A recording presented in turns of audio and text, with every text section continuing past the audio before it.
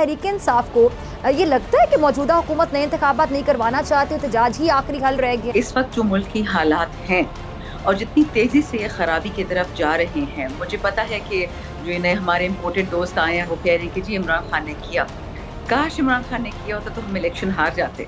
अच्छा, इमरान खान साहब ने एक बार फिर से एहतजाज का ऐलान करते हुए कहा है कि जी जल्द एहतजाज की कॉल दूंगा, तारीख का सबसे बड़ा एहतजाज करेंगे। तो क्या तहरीक इंसाफ को ये लगता है कि मौजूदा हुकूमत नए इंतखाबात नहीं करवाना चाहती, एहतजाज ही आखिरी हल रह गया? शुक्रिया बहुत आपका। देखिए, इस वक्त जो मुल्क की हालात हैं और जितनी तेजी से ये खराबी की तरफ जा रहे हैं, मुझे पता है कि जो नए हमारे इम्पोर्टेड दोस्त आए हैं वो कह रहे हैं कि जी इमरान खान ने किया, काश इमरान खान ने किया होता तो हम इलेक्शन हार जाते।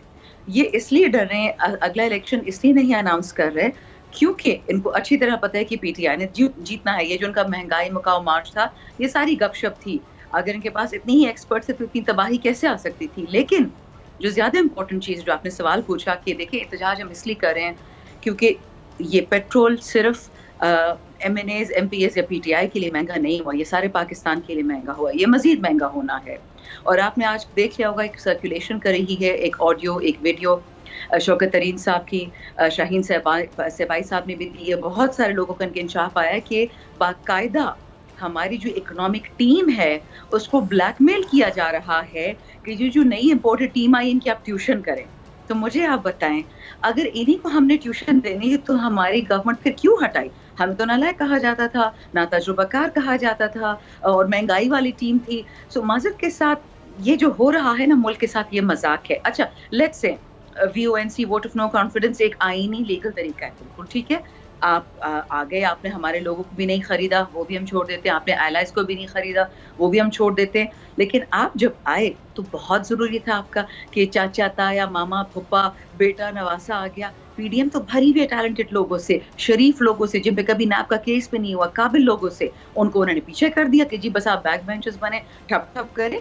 इसलिए हम एहतजाज कर रहे हैं।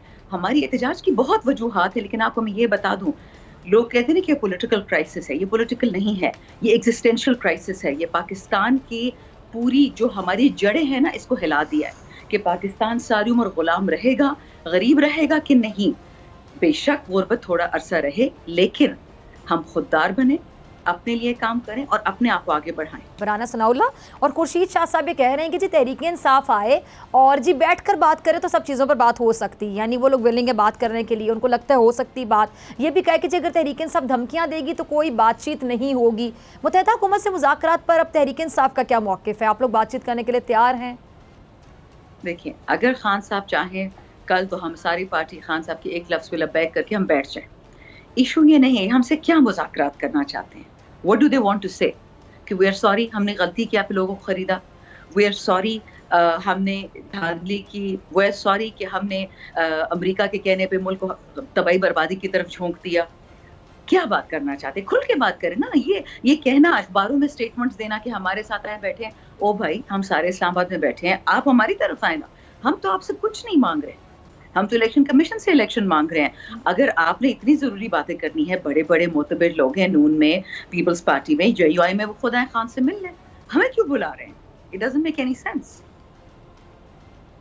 ठीक है, ठीक है। अच्छा, जो शहबाज हुकूमत में अभी जो बिजली महंगी हो गई, लोड शेडिंग हुए चली जा रही है, पेट्रोल महंगा होता चला जा रहा है, डॉलर 200 से ऊपर है, लेकिन नवाज लीग और जो इनकी इत्तेहादी पीपल्स पार्टी है, दोनों के रहनुमाओं को जब हम सुनते हैं तो यही कहते हैं कि जी सब आप लोगों की वजह से हो रहा है, PTI की हुकूमत ये करके चली गई और वो करके चली गई।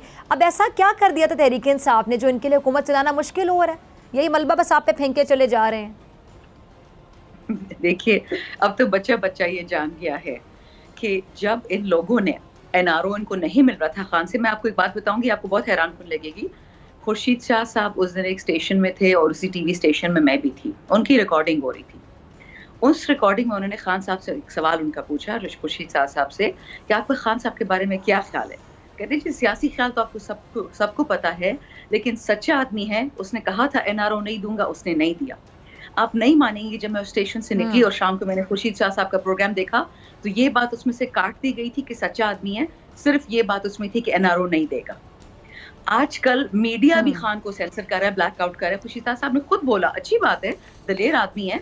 तो देखिए, मैं आपको एक बात बताऊं, जब हमने خان صاحب گئے روس اور انہوں نے ان سے 30% کم پہ پیٹرولیم کی بات کی, ان سے غلے کی بات کی, کیونکہ اس سال کے آخر میں غلے کی کرائسس دنیا میں آ رہی ہے. اور جب خان صاحب نے انویسٹمنٹ کی بات کی, انویسٹمنٹ کی بات لمبی تھی, باقی باتیں تو طے ہو چکی تھی, اس لیے کیونکہ دنیا کو پتا تھا کہ اگر یوکرین اور روس کی جنگ ہوگی تو غلہ اور پیٹرول دونوں بڑھیں گے. خان صاحب نے پرائسز ان سے نیگوشیٹ کی, یہاں پہ فریز کیا اور 10 روپے کی سبسڈی دے دی, محض 10 روپے تھے, اور وہ بھی 280 ارب روپے تھے. اور وہ مجھے یاد ہے, ابھی یہ لوگ اللہ معافی دے کیسے کیسے لوگوں سے پالا ہمارا پڑتا ہے. 280 ارب روپے جب خان نے مختص کیے اس چیز کے لیے, تو ایک جو کرنٹ گورنمنٹ میں کابینہ میں بیٹھا ہوا منسٹر, وہ ہماری گورنمنٹ میں بھی تھا, وہ بھی کابینہ میں تھا, وہ خان سے ناراض ہو گیا کہ اگر آپ کے پاس 280 ارب ہیں پیٹرول کے لیے اور بجلی کے لیے, تو آپ کو میرے حلقے کے لیے 8 ارب مجھے دے دیں. خان نے کہا ناٹ ہیپننگ, یہ تو صوبائی ایشو ہے, آپ کو جو پیسے چاہیے وہ تو آپ صوبہ سے لے لیں, صوبے کو ہم نے دیے ہوئے. تو ایسے ایسے لوگوں نے ایسے ایسے رنگ دکھائے ہیں. جس اب یہ جو کہتے ہیں نا کہ ہم آئے, ہم نے تو آپ کے لیے بجٹ نہیں بنایا تھا نہ, ہم آپ کے لیے حکومت چلا رہے تھے, ہماری گورنمنٹ تھی, ہمارا مینڈیٹ تھا, ہم نے IMF سے نیگوشیٹ کیا, ہم نے پروگرام سسپینڈ کیا, ہم نے لوگوں کو ریلیف دی, اور ہم نے بجٹ تک اس کو سسپینڈ کیا تھا, اس کی ساری الوکیشن کر چکے تھے. اب جب ان سے نہیں سنبھالا جا رہا, یہ اللہ کا ایک شکر ہے. ایک بات یاد رکھیں, اگر یہ لوگ اس طرح نہ ہوتے, خان صاحب کو نہ ہٹاتے, تو 2023 میں اگر گورنمنٹ نے جانی تھی, مہنگائی نے بڑھنا تھا, تیل نے بڑھنا تھا, یہ سارا پلہ ہمارے پڑھنا تھا. بالکل, کیونکہ ان کا کوئی اچھی انٹینشن نہیں تھی, ان کو کوئی نیک نیتی نہیں تھی پاکستان سے. اب سارا ان کے پلے پڑ گیا. اب مفتر اسماعیل از آن ریکارڈ جی کہ میری پچھلے 3-3.5 حکومت میں پی ٹی آئی کی جتنا ان کا فائدہ ہوا بزنس, یعنی انہوں نے خود ہی حکومت لے کر آپ لوگوں کی الیکشن کیمپین میں آپ لوگوں کو اوپر کر دیا نا, آپ لوگوں کی الیکشن کیمپین میں انہوں نے حصہ ڈال دیا اگر دیکھا جائے تو. ایبسولوٹلی. میرے گاؤں میں آپ کو بتا دوں, JUIF کے لوگ تھے وہ پی ٹی آئی میں آ گئے ہیں. نون اور پیپلز پارٹی ویسے ہی کم ہے کے پی میں, ANP زیادہ ہے اور JUI ہے, یا جماعت اسلامی ہے, وہ سب کے سب پی ٹی آئی. کیونکہ جو باتیں انہوں نے خان صاحب پہ الیج کی تھیں, وہ ساری باتیں جھوٹ نکلی. تو یہ اللہ کا, وہ کہتے ہیں ہمیشہ بلیسنگ ان ڈسگائز ہوتی ہے, اللہ آپ کی نیت کو دیکھتا ہے. اور یہ میرے بہت اچھے کولیگ ہیں احسان اللہ ٹیوانہ صاحب خوشاب سے, انہوں نے مجھے کہا تھا کہ خان صاحب کی ایک چیز یاد رکھو, یہ بختوں والا آدمی, ان ایک نیت ہے, اللہ اس کو کبھی خراب نہیں کرے گا. سختی آئے گی لیکن کبھی انشاءاللہ خان کو اللہ خراب نہیں کرے گا. سبسکرائب کریں اور بیل دبائیں تاکہ کوئی خبر رہ نہ جائے.